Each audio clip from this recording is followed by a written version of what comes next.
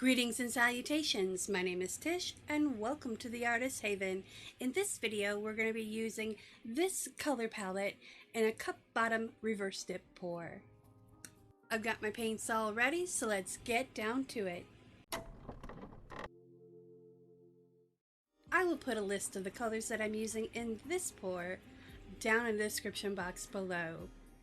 So let's get our base on, let's get our colors on, and let's do this pour.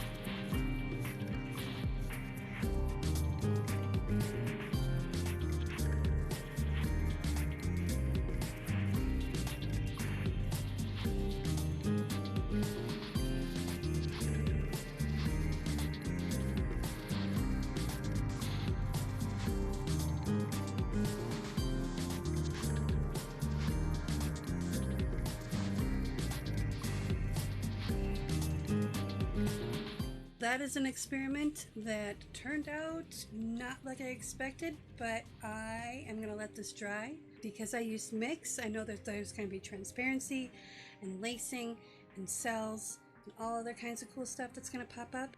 And so there you go, a cup bottom reverse dip pour using really thin paint.